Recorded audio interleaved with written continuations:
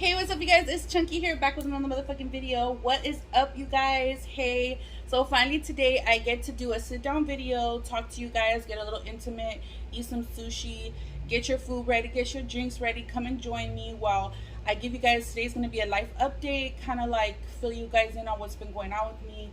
You know, whenever I'm kind of away from YouTube, there's always something major going on in my life. There's always a reason, and there's always a good reason, and I really do miss you guys. So get your food ready, pause this video, go order some shit, come back over here, get your modelos, your drink. I don't have a drink today. I should have got a drink today because that really would have helped me with today's video, but I got a Diet Coke.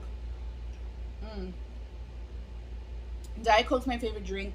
It's refreshing. It's not because I'm on a diet, but it's just, Diet Coke is just refreshing to me. I don't really like sugary drinks. I don't like sugary this, sugary that. Like, I don't like sugar too much, and I don't like too much salt. So it's just right for me. So I got some sushi today, a bunch of sushi. I can't talk right because I have these like little girls, these diamonds in my teeth. I don't know if you can see them. My setup's a little different today, so okay, so yeah, so I'm kind of like having like issues talking a little bit because I have diamonds in my teeth. I got a few little diamonds in my teeth just to make me feel better, because whenever you're going through something, put your makeup on, do your hair, throw some diamonds in your teeth, like dye your hair, do something to make yourself feel better, because that always makes you feel better. Glam yourself up, go do your nails, you know, that always helps me. So I'm gonna be eating this roll right here. It has avocado on it. It looks like it has spicy tuna in it. I wish that when you purchase sushi, they give you like a little list of what you ordered so that I could like tell you guys what I ordered, because I don't really remember. But this is really good. Look at it.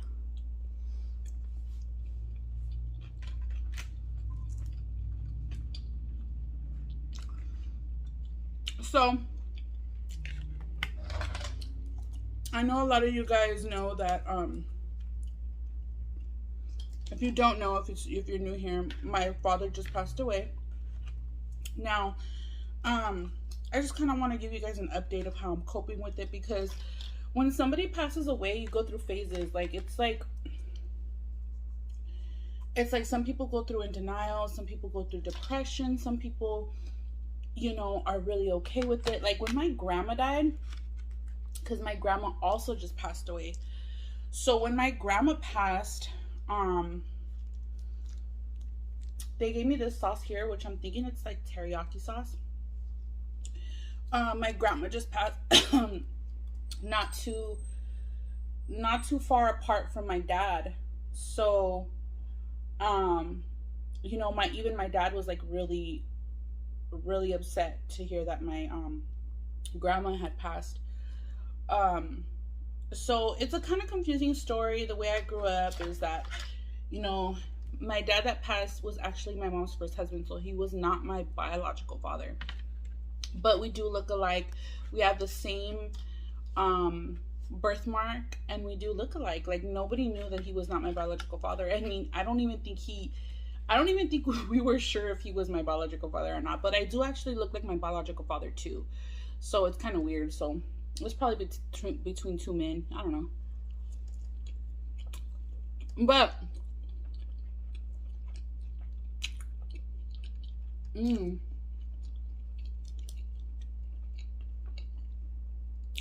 so my father, he had problems, you know. He had his own problems, his own addiction problems, his own life problems, you know. My mom divorced him because he was just not a good person at the time that they were together. But regardless of that, he was always a good dad to me.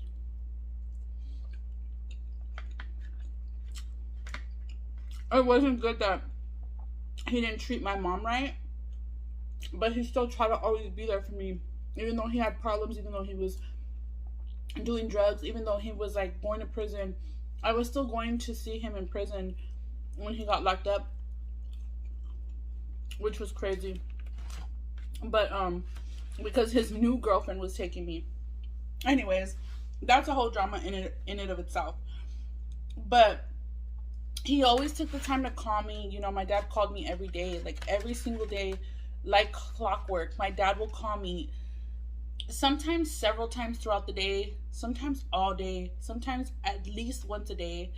Um, my dad, I just looked forward to my dad calling me because, I'm a stay-at-home mother, so I really looked forward to talking to my dad. Like, we've been through our ups and downs, but up until now, till my current, age, he always made sure to call me to see how his grandchildren were doing, to see how I was doing, to talk to me. I always talk to him and tell him my problems, my relationship problems, problems that are happening with my kids, things that I'm going through during the day. If I had a long day, I could talk to my dad, and he would literally just make me laugh. He'd make me cry. He'd make me, just forget about everything that I was going through. Like, it's always just good to have somebody to talk to. It's just healthy. You know what I mean? I'm gonna be taking a bite of this crispy. It's called a crispy tuna, and I think it's like crispy fried rice. And I always like to get these at different sushi places. If you guys have followed me for a long time, I always like get something that's similar to this. But it's basically like fried rice with some spicy tuna on top and avocado and jalapeno. Mmm.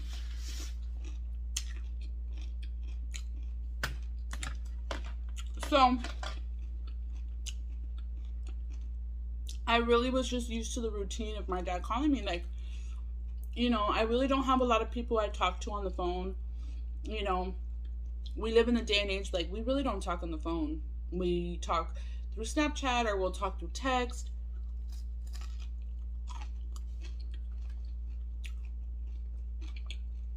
But since my dad is old school, like, my dad will call me. Like, sometimes I couldn't talk, and my dad would call me, and I'd be like, Dad, I can't talk right now. I feel so bad.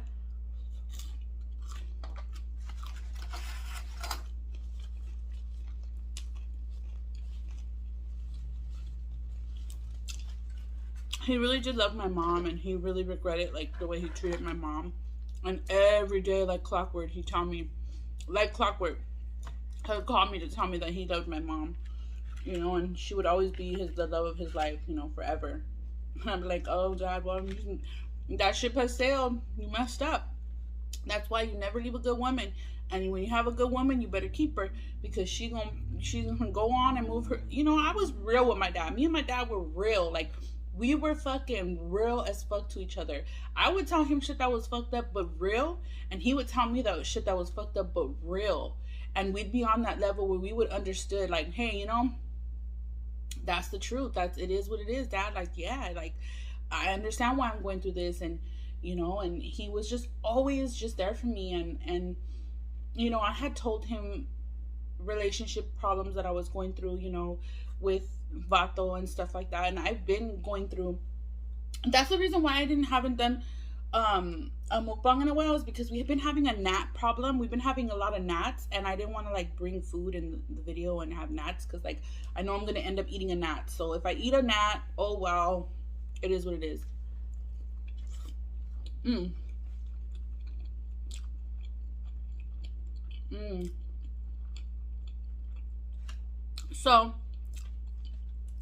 everybody has relationship problems, and I've always been adamant on being real with you guys about, my relationship is not perfect. Me and Vato, I feel like we have a lot of love for each other. We've been together a long time. And I know, even though, you know, even though me and Vato are not together, like, I know that he would do anything for me. And even though, like, he's hurt me so tremendously, and I know I've done things in retaliation to me hurting inside. I have, hurt him too. So I know that we have hurt each other, but at the same time, it's like, regardless of that, like, you're my baby's father, and you have been like my best friend. You have been the person that has been next to me this whole time, regardless of if we hurt each other. I will never, like, I really would never get on here. Like, I don't, it kind of sucks because I would never get on here and be able to, like, say, to really speak my mind and to really, like, go into detail. I'm thinking about maybe, like,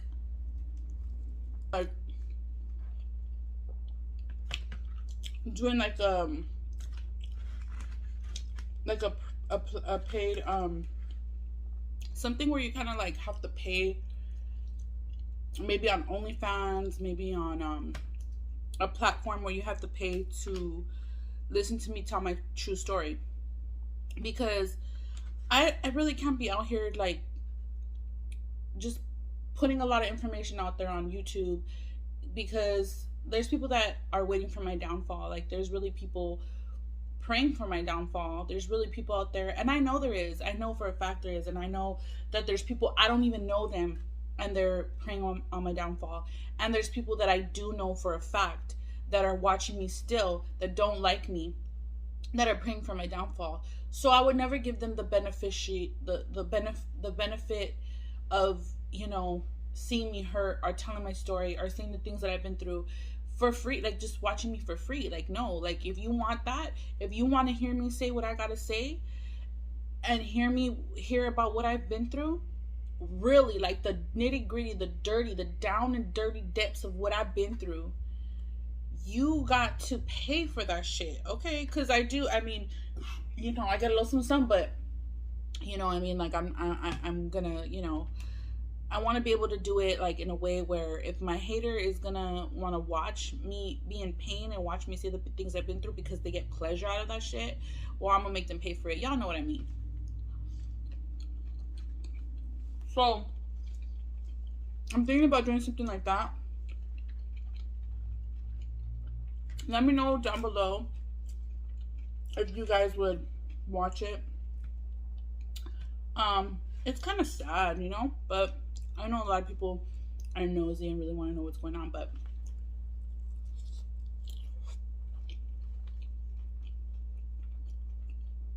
I'm nosy too. So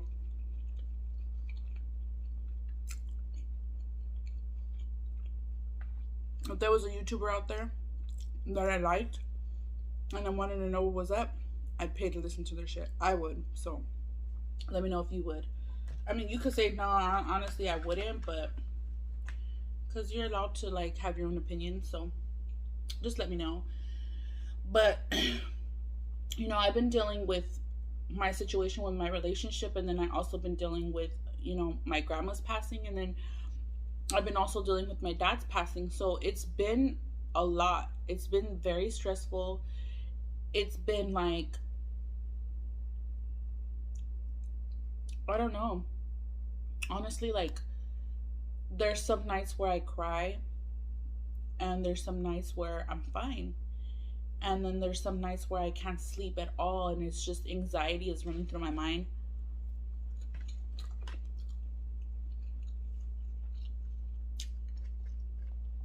Anxiety is taking over my mind, and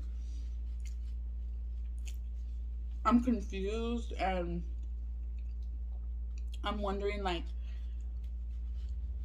why, like, I like, there even there have been some times where recently, because I'm going through something in my relationship, there have been times where I went to my phone and